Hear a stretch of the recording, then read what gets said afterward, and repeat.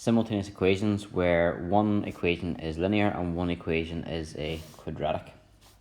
So here we've got two equations and we need to solve them simultaneously. One approach would be to use substitution.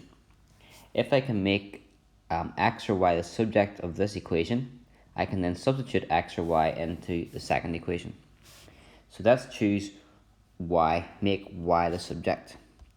If we make y the subject of the equation, y would be equal to 1 minus 2x. Okay, now on the second equation we've got x squared plus y equals 1. But now instead of writing x squared plus y, we know that y is actually 1 minus 2x.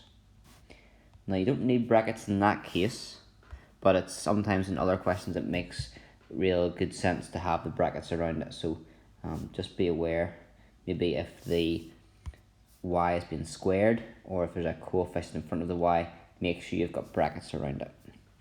So now we have, instead of x squared plus y equals 1, we've got x squared plus 1 minus 2x equals 1. Because y is equal to 1 minus 2x from the first equation. And this we can try to solve. We would solve that by getting the 1 away from both sides. Why do that, you say? Well, what we end up with is a quadratic. We get 1 minus 2x equals 0. And remember, with quadratics, we want to get the quadratic equal to 0. With this type of quadratic, it's relatively straightforward if you can spot it. There's a common factor of x, so it's not double brackets, it's single bracket. And we get x multiplied by x minus 2 equals 0. And to solve that, this number multiplied by this number equals 0. So either the first number is 0, i.e. x is equal to 0, or the second number, x minus 2, is equal to 0, in which case x is equal to 2 if you add 2 to both sides. Okay, so the method there was substitution. Make y the subject and put it into the other equation. Let's look at a second example, one which is going to require a lot more method and a good recap of some M4 material.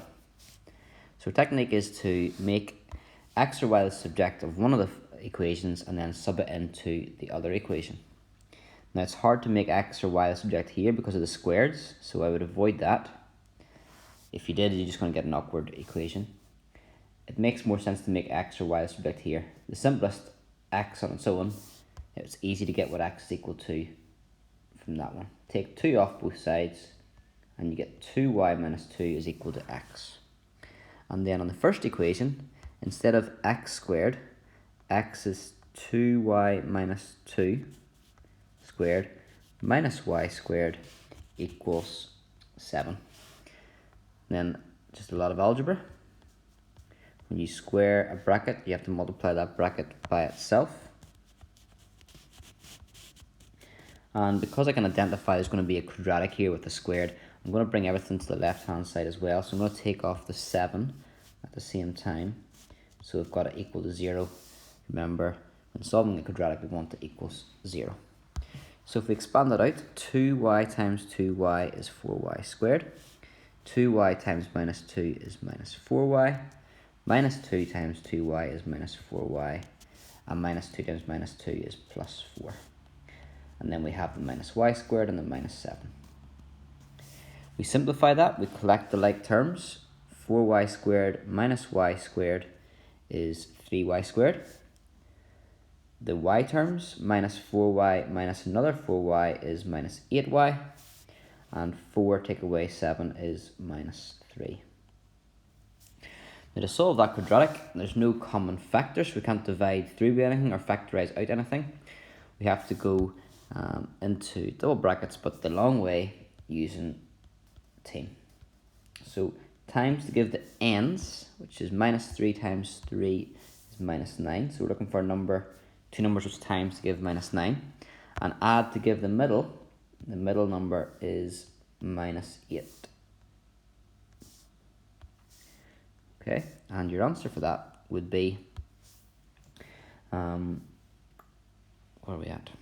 Minus 9 and plus 1. They add to give minus 8 and multiply to give minus 9. So we change the middle term. Instead of minus 8y, we can write that as minus 9y plus y, and then minus 3 equals 0. We then factorize the first two terms. What's common there? 3y, then y minus 3, plus, and factorize the second two terms. Nothing common there, so just 1, or you can leave it blank, that will represent 1, but you can put the 1 in, and y minus 3 again. And then we go into double brackets. What's outside the bracket goes in the first one, 3y plus 1, and what's inside the bracket goes in the second one. That's because we're saying how many y minus 3's do we have? We've got 3y plus 1. That's how many y minus 3. So we multiply that 3y plus 1 by y minus 3. And then to solve that, either the first bracket would be 0, so 3y plus 1 is 0, or the second bracket is 0. I'll solve the second one first because it's easier. Add 3 to both sides, so y is 3. On this one, the first one, take 1 off both sides, so 3y would equal minus 1, and divide by 3 to get y equals minus a third. Now I've just realised I've made a mistake on the first example. When you finish, you're not finished. I have found out a y value, but remember this is simultaneous equations. We should be getting a pair of values. So if I know what y is, I need to know what the corresponding value of x is.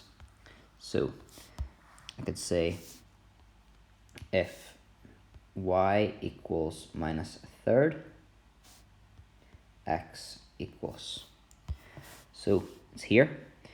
This is how you get x. So 2 times minus a third is minus 2/3. Take away 2 would be minus 2 and 2/3. And then if y equals 3 is the other solution, here, then x is going to be 2y, 2 3's, which are 6. Take away 2, which is 4. And go back to my first one. That would not get full marks. Definitely not. We have to say, well, if x is 0, what's y? If x is 2, what's y? So, you do it below preferably, but then you could write when x is 0, y equals, and use this equation here because it's got what y is equal to. Y is equal to 1 minus 2 zeros. 1 minus 0 is 1. And if x is equal to 2, y is equal to, y is 1 minus 2 2's, 1 minus 4, which is minus 3.